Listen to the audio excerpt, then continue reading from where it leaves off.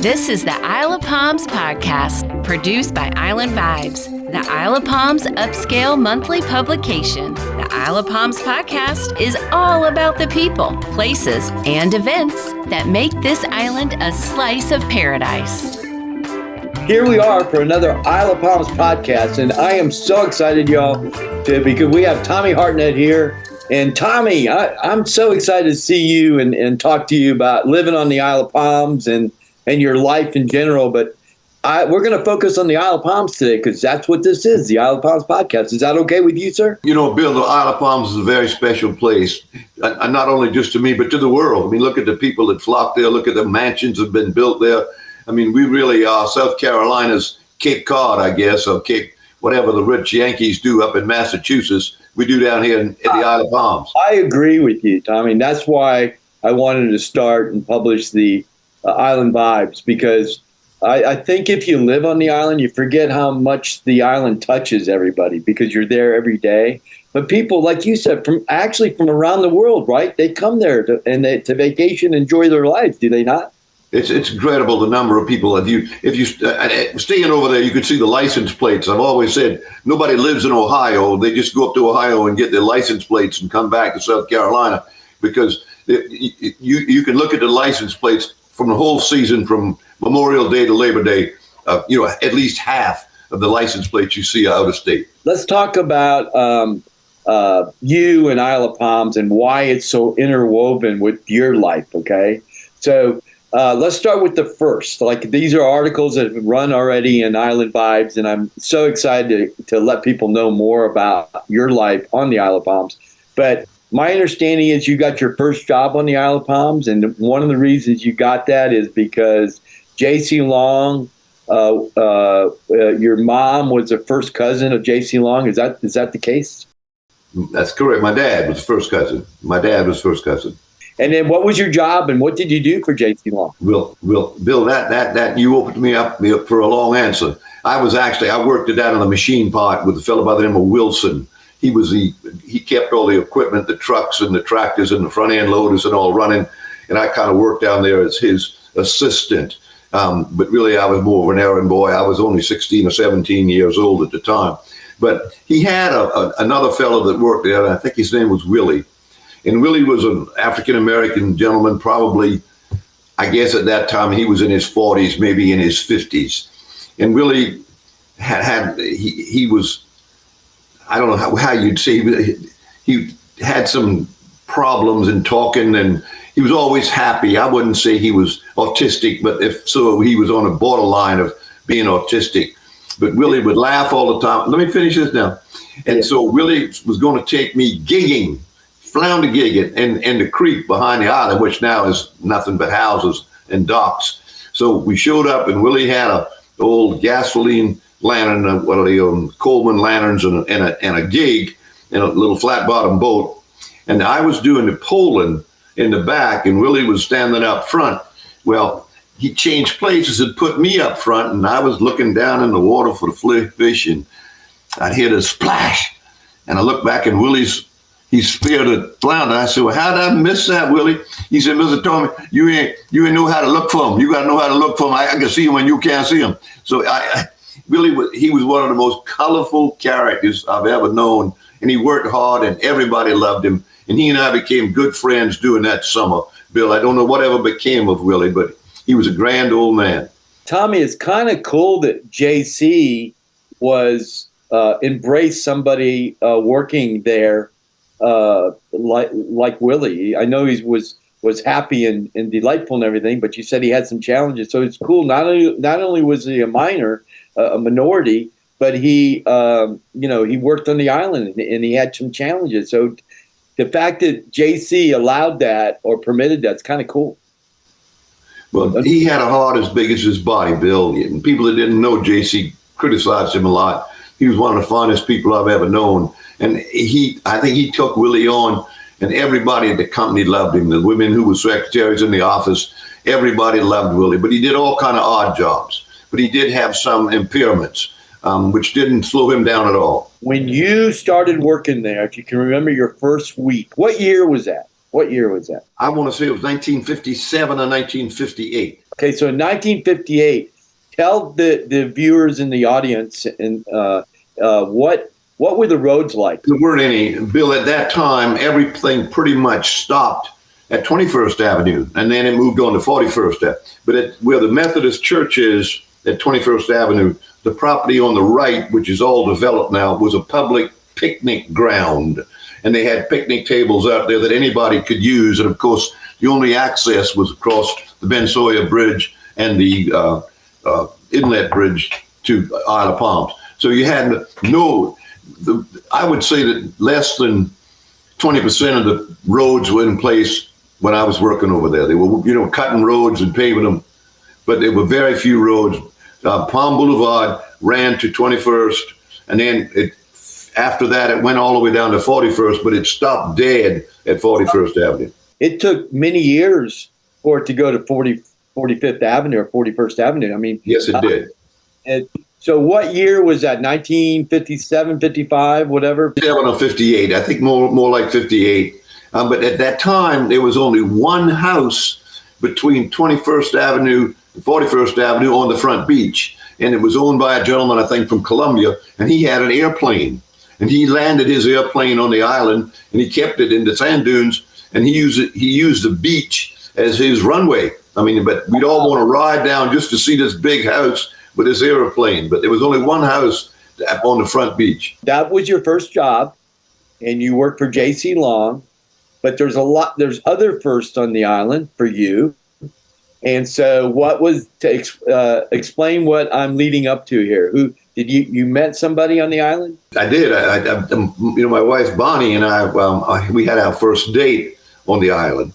And it was a barbecue at 41st Avenue where you could actually have an open pit on the island, and you could drive onto the beach. And Bonnie and I had our first date there, and one of our chaperones was future Mayor John Tecklenburg's mother and father.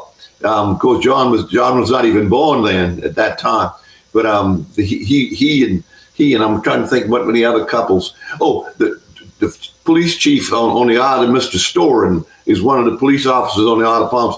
His grandfather was also one of our chaperones on our first date. Tommy, what year was your first date with Bonnie? 1961.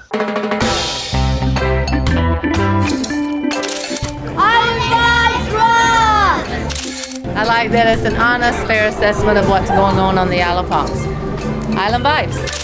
Great newspaper by a great friend, and so glad he's published this because we really need it. It's impartial, and it's just a great paper.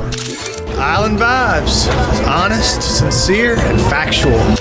Island Vibes is the deal.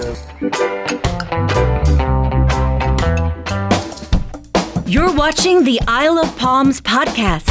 Between the 57 to 1961, you had been working on that island all that time? No, I only worked there for 2 years. I worked until 1960 when I graduated from high school. So I only worked on there 2 years. So you had your first job there. You had your first date there.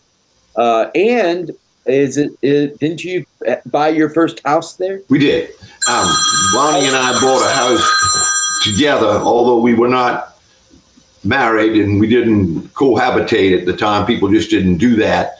We looked forward to living on the Isle of Palms, and JC was building a series of 3-bedroom houses, brick houses built right on the ground. And we bought one with the anticipation. I think it was probably in October when we bought it. We were going to get married in December. What year? That would have been 1965. Okay. Because we got married in December of 65. Okay. But Bonnie was teaching school in North Charleston. We only had the one old Grace Bridge across the Cooper River, and that would have been too long of a drive for her to drive from the Isle of Palms across the. We didn't have I-26, so she would have taken secondary roads all the way to North Charleston. So we sold the house, Bill. Never moved into it. We did take title to it, but never moved into it. And we went ahead after that and moved into a house that I had built west of the Ashley. Y'all decided because she was a teacher that right. was. So we also realized the fact that it would have been a long travel for her. And I had this house that I had built west of the Ashley that had not sold. So rather than keep trying to sell it and leave it vacant, we moved into that house until we did sell it. Then we moved to downtown Charleston. But Bill, the Isle of Palms, you and I have talked about this before. I was over there when Fort Moultrie was still an active military facility. And we would see the soldiers, they call it bivouacking, I guess, marching up and down the island, the amphibious vehicles driving up and down the island on the beach. And they would, so we saw a lot of that kind of activity where they were drilling, I guess is what you would call it. And we only had that one bridge, Breach Inlet Bridge, to Sullivan's Island. And that was another gathering point for my family. My father's sisters and brother-in-law, we would always go crabbing at Breach Inlet and bring a big tent. And at that time, these people were elderly to me because I was just a child. But I remember catching crabs on a crab line, and plentiful. They were plentiful. Boats, there couldn't have been 4 or 5 boats in that area at that time. Nobody had a boat back then. You couldn't afford a car, much less a boat. But just being there, every time I cross that Breach Inlet Bridge from Sullivan's Island to the Isle of Palms, I think about the fun that we had on that beach right there on the island. And the place that is now an office building was owned by the former mayor's family. I can't remember who. She was a mayor during Hurricane Hugo.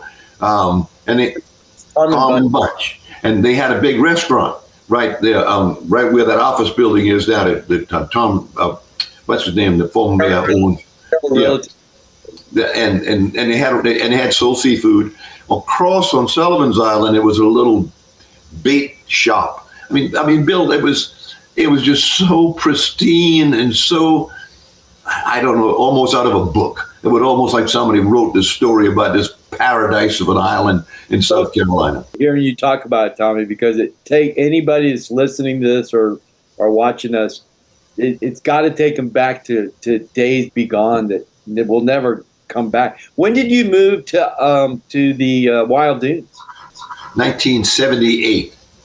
I bought one of the cottages when they were building it in 1978. I'd always wanted to have a house on the island because all my rich friends, I lived downtown as a child, all my rich friends' families had houses on the islands, and they'd move away in the summer and leave me with nobody to play baseball with and nobody to play Cowboys and Indians with. So I always said, if I could ever make enough money to have a house on the island and a house in town, I would have arrived. But we did. We were able to purchase our first house on the Isle of Palms in 1978. You raised your family in downtown, though. Every summer we spent there, all from Memorial Day till after Labor Day. I've got pictures of the children. Well, you have got pictures of my children playing in the sand, and they grew up there. And we sold that house last December. And we got a beautiful handwritten note from the woman and her husband who bought it, saying how much they appreciated us letting them buy our house. And we had left a book of memories for them there. And they said that they just hoped that they could raise their family there and have the memories that we have and had of the Isle of Palms. So at least it went into good hands, and somebody else is going to love that island now. I don't know anybody except people that have been raised there and born there. There are people on the island, obviously, but you have such deep roots on that island. But way before anybody else, I mean, working J.C. Long and his group. One of the things in talking to you and publishing that article was that I always thought that Hartnett Avenue was named after you, but in fact, you told me of a Hartnett that worked for J.C. Long. What did he do, and what was his? John B. Hartnett. He was my dad's first cousin, and he was the operator of Construction Service Company, which was Uncle J.C.'s construction company, and so Johnny was a cousin of my dad's, and of course an uncle. He was an uncle. I called him uncle. So he had 2 daughters, much older than I was. But he was a wonderful man, and I would have to say that the island, that Hartnett Boulevard, is named after our family, not just me, but after our family. So in fact, it was named before I got active in politics and in public service. He was working for J.C. Your uncle was working for J.C. Was that your uncle? Last name? My dad's first cousin, but we called him Uncle because we were that close with him. Wonderful man. And did you actually, when you were working for JC those 2 summers, did you work for him directly too one time? I did. Mr. Hartnett, Johnny, Uncle Johnny, was the president of construction service company, but the foreman that I worked for was a man named Wilson. I worked in the shop area with Wilson and with Willie, so that was what I mostly did. So your Uncle Hartnett, how many years did he work on the island with JC? He lived permanently on the island, died on the island. I'd have to say 40 years or more. You know, he was very instrumental in all that developing of the island. But I'm probably one of the few people alive who've personally known every single mayor of the Isle of Palms. I mean, we're starting with Mr. Satilli, because that was a kind of distant family too. The Satillis were. So I remembered every mayor all the way to our present mayor, who is a good friend of mine. Philip Pound is a good friend. And of course, Dick Cronin was a good friend. And I knew all of them. So I did a commercial for Dick Cronin when he ran, saying that I had known every mayor of the Isle of Palms personally. So, and that goes back a pretty good ways to the 50s. Well, when you bought that house on the island in 1965, right. What was the population in the Isle of Palms at that time? I would have to say it's only 4,000 now. So I would have to say at that time it was probably in the high hundreds, maybe 700 or 600. You never saw anybody much at all, back in the long, long ago. But when we bought that house, it was starting to. JC built that island in anticipation of having a place where ordinary, average, middle-class, hard-working people could live on the beach, on the island. So that's how it started. It didn't start with mega mansions, Bill. It started with little 3-bedroom, 1.5-bathroom houses. Right. Some of them built right on the ground. But he had in mind, he did that all over Charleston, in North Charleston and West Ashley. He built subdivisions like that. But his love, he stayed on the island all summer long himself. The name of his house was the Riptide, and it's still there.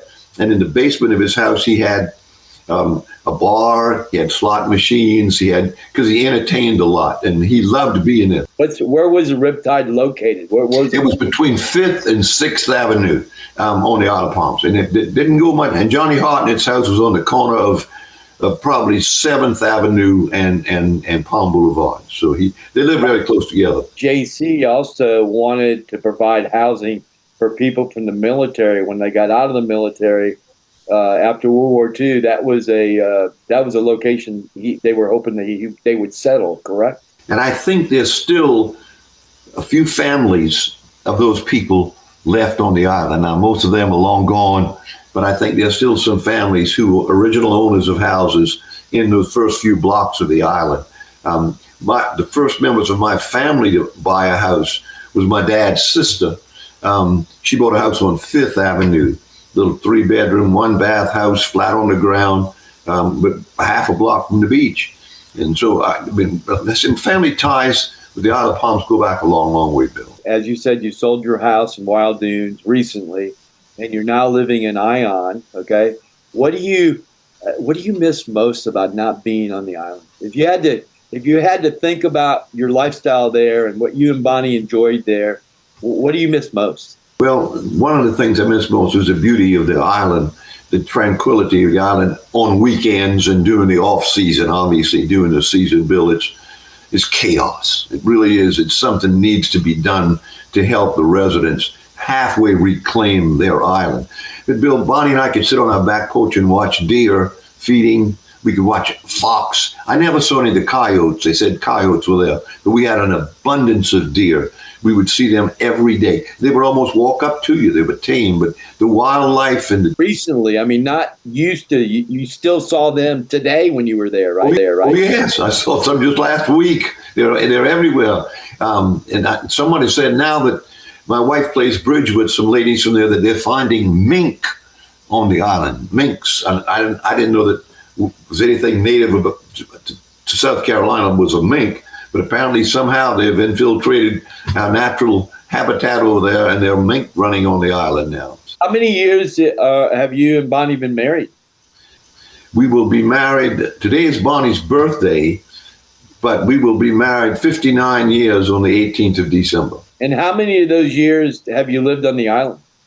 Since 1978, so that was 48 years, 47, 48 years. Getting back to the vacationers, I got to tell you, we have a section in the magazine, Tommy, in Island Vibes. We interview people that have vacationed on the island. And one of the couple, that they're from Spartanburg, and I asked her, listen to this, Tommy, what do you like most about the Isle of Palms? She didn't talk about the beaches. She didn't talk about the quaint, tranquil setting. She said the residents are so friendly. Is that not? But that's just the way we are, Bill. You're one of the guys with the most friendly personality. I know you've never met a stranger. You never have. You remember everybody's names. But I have to agree with that. I mean, at that little grocery store, the Harris Teeter that's there now, you can see people from everywhere, and they're sort of amazed when I'll say, "Oh, excuse me," if I'm pushing the grocery cart by them, look at me like, "Excuse me," they're from area where they don't have the same hospitality, the same congeniality, I guess, that we have here. And you have to love it. I mean, that's what this whole area, that's why I hate to see the overdevelopment of so many places. Tommy, I want to close with that a visitor said, and I'd also like to invite you. I've had a lot of fun doing this. You've had such a robust career. May I invite you back to have another podcast about your career beyond Isle of Palms? Would that be okay? I would love that. It's a storied career. I first was elected to office when I was 22 years old, Bill, and I served for 22 years consecutively in public office. So as a young person, there are not many people that do that today. And the money that you have to spend to get elected in public. My son, as you know, is in the legislature now. And the money he had to spend to get elected. But I'm proud of him for doing it. But I would love to talk about it and let you know and your listeners know. And I want to have the conversations that we've had about your relationship with John Edwards and how he got you involved. And those stories need to be told. And I would consider it a privilege to have another podcast with you about that. But I've certainly enjoyed this one. I always enjoy talking to you. But that next visit, we could really have some fun talking about some things about South Carolina politics that very few people know. That would be a really fun one, Bill. It really would. We might have to use some alias names. Some of the times I've told people, I've repeated some of the stuff you and I've talked about. It's just history. Nothing bad. It's just history, you know. Right. But they find it very interesting. But Tommy, thanks for being here on the Isle of Palms podcast, and thanks for being a dear friend. And I remember when you got the first copy of Island Vibes, which has been over a year now, in the mail. Do you remember the email you sent me? Oh, sure I do. Do you have it there with you now? I mentioned it, so I need to find it, but I don't have it in front of me. But your words meant a lot to me, Tommy, when you said that I kept going and I'm always there making it happen. And that seriously, sir, that meant a lot to me. You're a valuable asset to this community, Bill. You know that. I mean, you fill a spot that nobody else could fill with your talent and enthusiasm. So you're a real asset to this community. Thank you, Tommy. I just love what I do, man. I just love it. It shows. It shows that you love what you do. I love telling the story of the Isle of Palms, and of course with my Pleasant magazine, Mount Pleasant. But anyway, thanks for joining us, Tommy, and I'll talk to you again.